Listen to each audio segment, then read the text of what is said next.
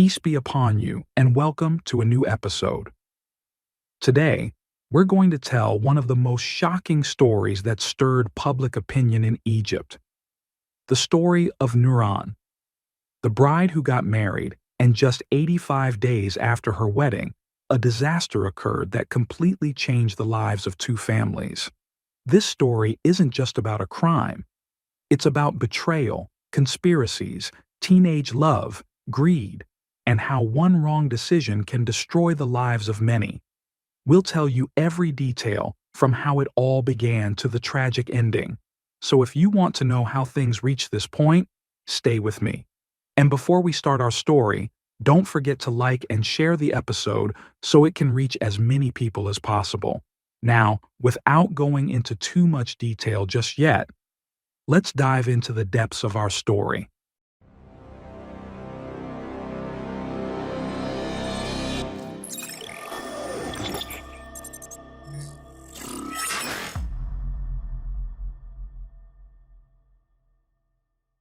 The story begins in 2017 in the Kurdistan area, a working-class neighborhood in Giza Governorate, Egypt.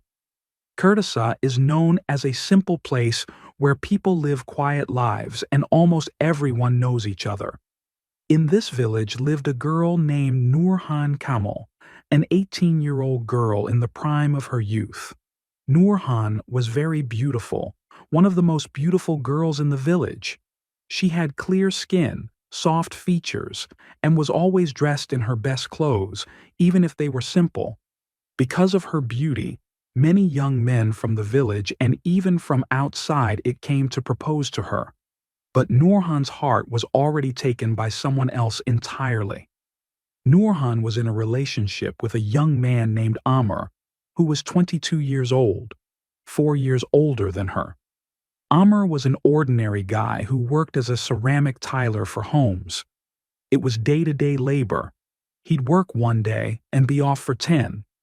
He had no stable income, no apartment ready, not even money to buy an engagement ring. But to Nourhan, Amr was everything.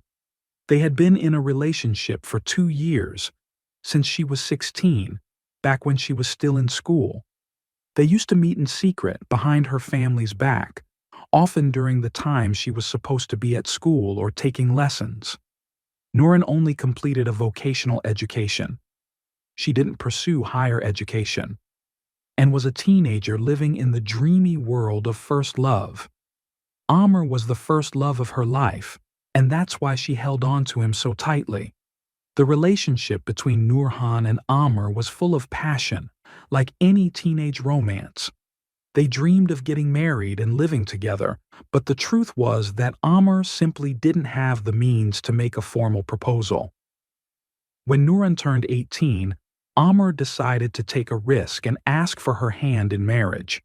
He went to her family's house and proposed, but Nourhan's father strongly rejected him. Her father believed Amr wasn't suitable for his daughter, not just because he didn't have money, but also because his job was unstable. He didn't have an apartment and couldn't even offer an engagement gift. To Nourhan's father, Amr was unreliable, and he wanted a better suitor for his daughter, someone with means who could secure a good life for her. At that point, the relationship between Nourhan and Amr should have ended, but Nourhan wasn't ready to let go of Amr, and that's when things started to take a dangerous turn. At that time, another young man entered the picture. His name was Mustafa Saeed. Mustafa was 27 years old, about 9 years older than Nourhan. He was handsome, tall, and had a calm, respectable personality. Mustafa worked as a microbus driver, meaning he had a stable source of income. He also had an apartment in his family's building, a building they owned in Kurdastan. Mustafa's family was well known in the area as a respectable family. He had a younger brother named Muhammad and a married sister. When Mustafa saw Nourhan, he was captivated by her beauty and decided to propose. He went to her family's house and made an offer that was hard to refuse. He said he had a ready apartment in his family's building and would let Nourhan choose the decorations however she wanted. He would furnish the apartment to her taste. He also promised that his family would welcome Nourhan like their own daughter and treat her with love and respect. To Nourhan's family, it was like a dream come true. Their daughter, just 18 years old, would marry a stable man from a good family with a ready home. Who could say no to that? Even though Nourhan's heart was still with Amr, she agreed to the engagement. Maybe it was due to pressure from her family, or maybe she saw that Mustafa was truly offering her a better life than Amr ever could. Nourhan's father was adamant that Mustafa was the right choice and that Amr would never be able to make her happy. So, the engagement went ahead, and it lasted for 7 months. During those 7 months, Nourhan and Mustafa prepared the apartment together.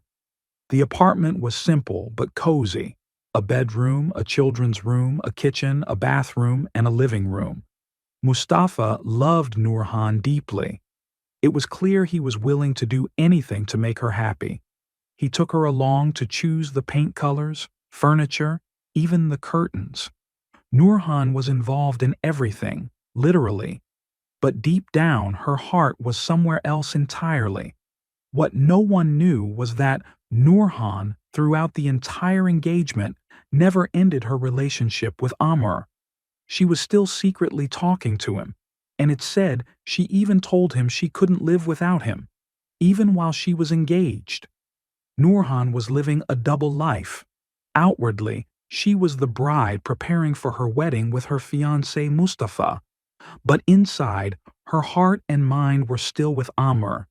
She used a second phone to contact Amr, and they would sometimes meet in places far from prying eyes.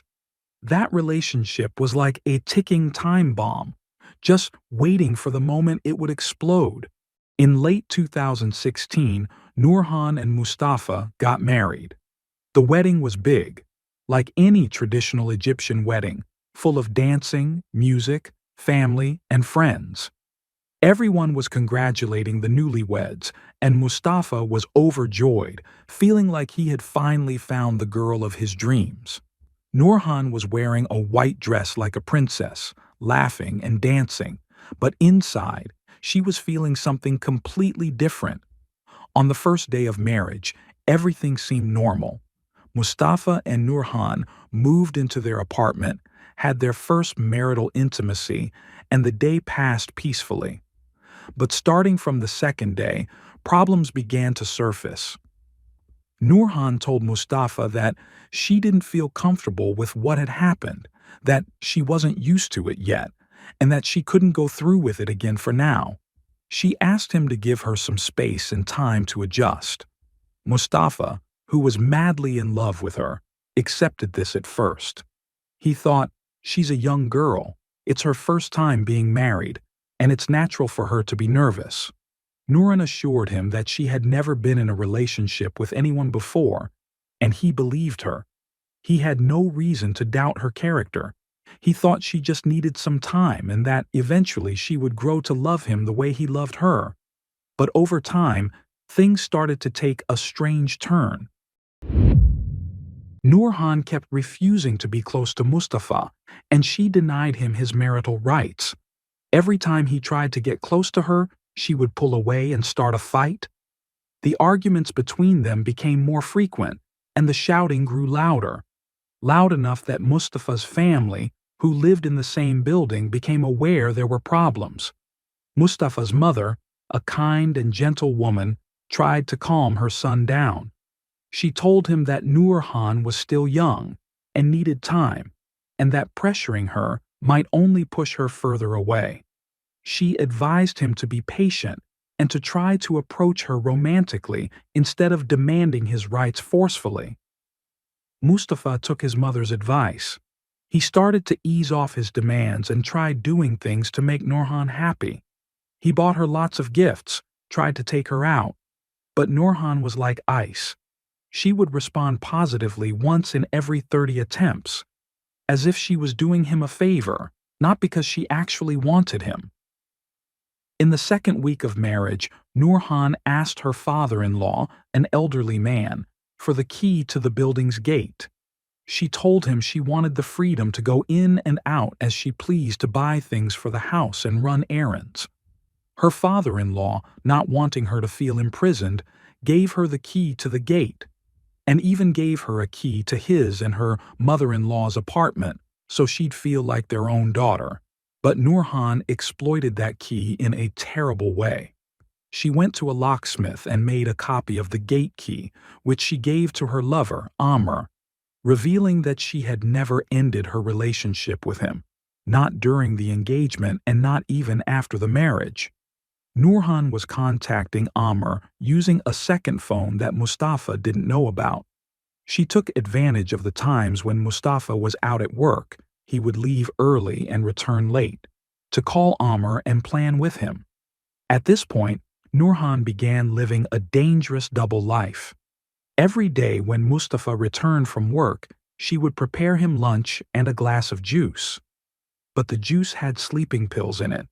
Mustafa would eat, drink the juice, and immediately fall asleep. At that time, her elderly in-laws, who went to bed early, would have already closed the door to their apartment. She would then open the door for her lover Amr, who would sneak into the apartment.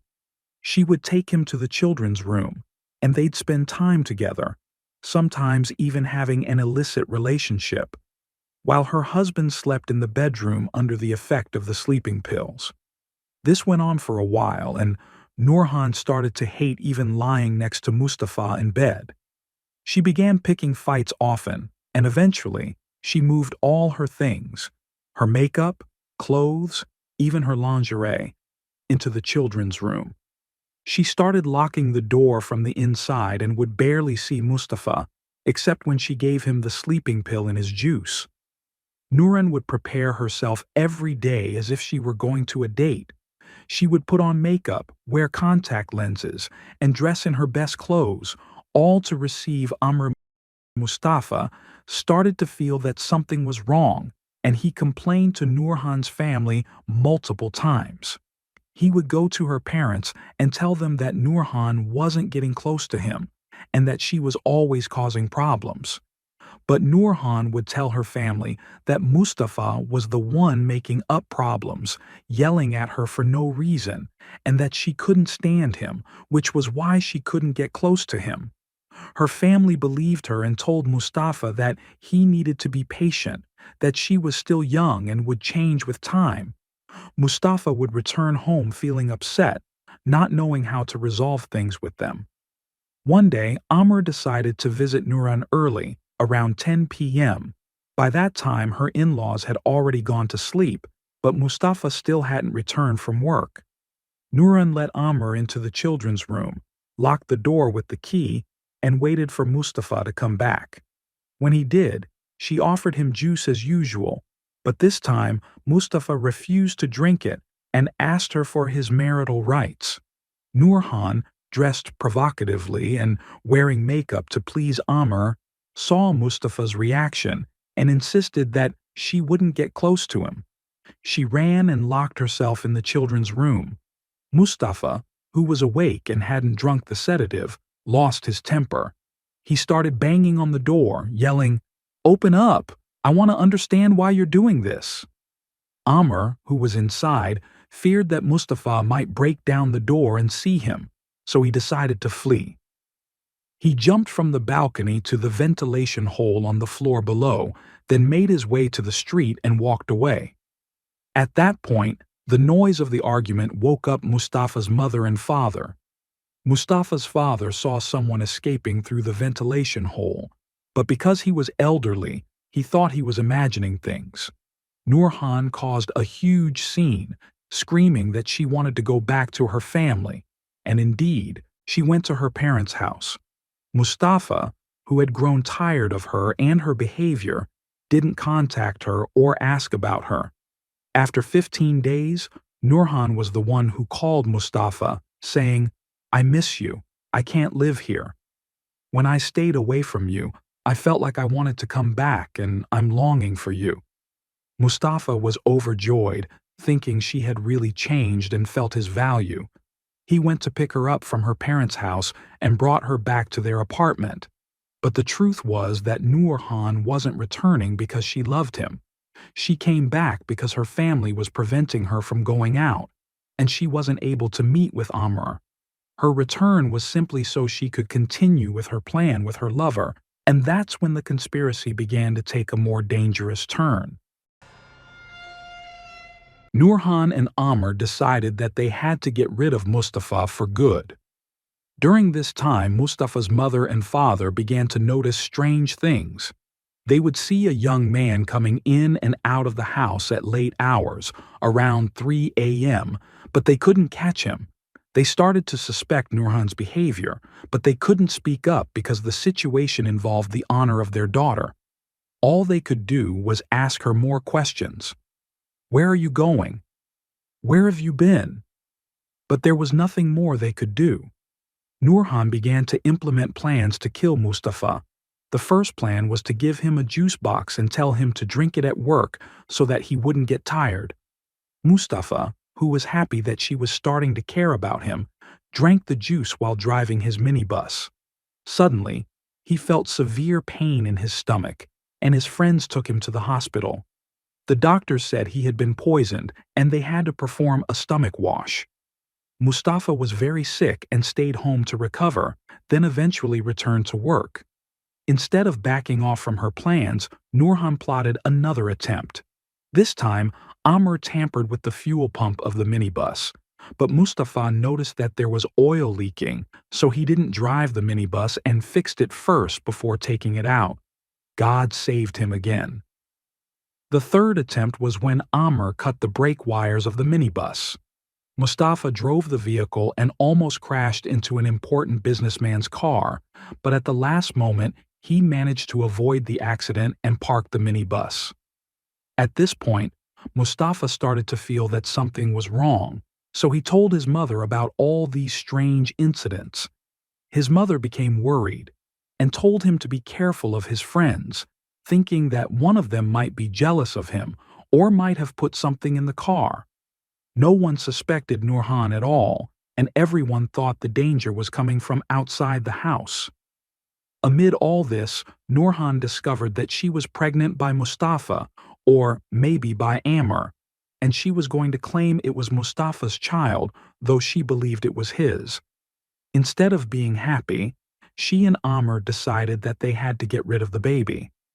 Nourhan was in her second month of pregnancy, and she knew that taking a large amount of birth control pills would cause deformities in the fetus, and the doctors would have to perform an abortion. So, she took the pills until she started bleeding and screamed, saying that her stomach hurt. Mustafa and his mother took her to the doctor, who confirmed that the fetus was deformed and couldn't survive. Nourhan had an abortion and returned to rest at home. Mustafa's mother saw how much her son loved Nourhan, a crazy kind of love, to the point where he would wash her feet with warm water when she was tired. But Nourhan clearly didn't accept him, and she was determined to get rid of him. On the 84th day after the wedding, Nourhan pretended to be upset and told Mustafa that she had lost 2 gold rings. She went into the children's room and completely trashed it, pretending she was searching for what she had lost. She flipped the mattresses, broke things, and then locked the door. That day, she slept next to Mustafa like everything was normal, with no issues between them. But on the 85th day, Nourhan decided to carry out the final crime. That day, Mustafa came home from work feeling happy. He told her that he had saved a good amount of money and was planning to sell the old minibus and buy a new one. Nourhan pretended to be happy too. She prepared lunch for him and a glass of juice.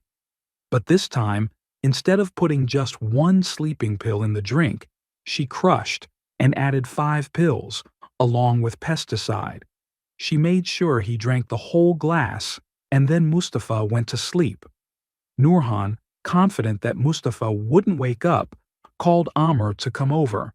She let him in, put on makeup, and dressed up like she usually did. They sat together eating fruit and spending time, waiting to see whether Mustafa would die on his own or if they'd need to finish the job themselves. At that point, the poison started taking effect. Mustafa felt severe pain and began vomiting while lying in bed. He tried to stand up and walk to the bathroom, but as he walked, he heard a strange noise and saw Nourhan and Amr together in a disgusting scene, having an illicit affair. Mustafa went into a rage and started yelling, about to attack them. At that moment, Nourhan ran, grabbed the gas cylinder key, and hit Mustafa on the head until he passed out. Amr also joined in hitting Mustafa. Afterward, they dragged him and put him back on the bed in his room and left him there. By then, Nourhan and Amr's clothes were soaked in blood.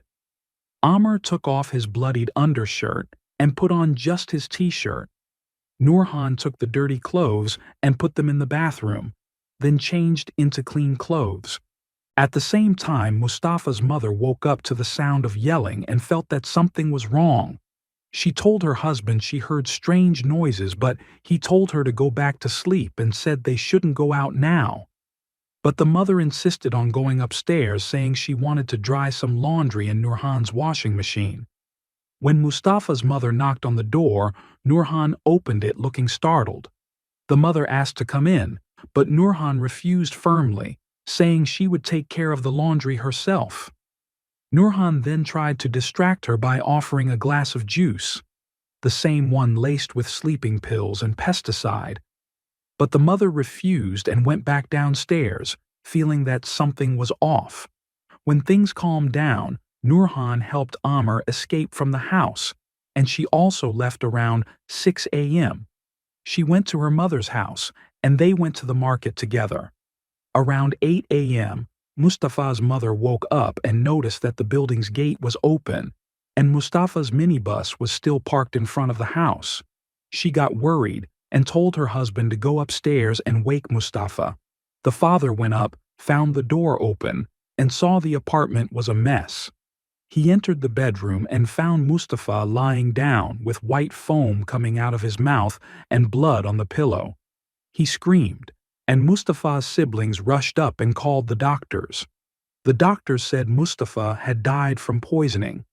At that time, the police arrived, and Nourhan and her mother showed up at Mustafa's house at the same time. Mustafa's mother screamed at Nourhan, saying, "You're the one who poisoned my son." Nourhan denied it, but the police searched the apartment and found a blood-soaked undershirt that didn't match Mustafa's size, as well as a bloodied nightgown belonging to Nourhan. When the police interrogated Nourhan, she initially denied everything, but when confronted with the evidence, she confessed to everything. She said she didn't love Mustafa, that she wanted to marry Amr, and that she had tried to kill Mustafa 3 times before, finally succeeding. The police tracked down Amr, who also confessed after being shown the evidence. He even gave them the name of the pharmacist who had supplied the sleeping pills and the pesticide.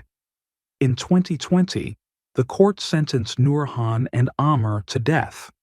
The sentence was carried out on Nourhan, and her body was received by her family.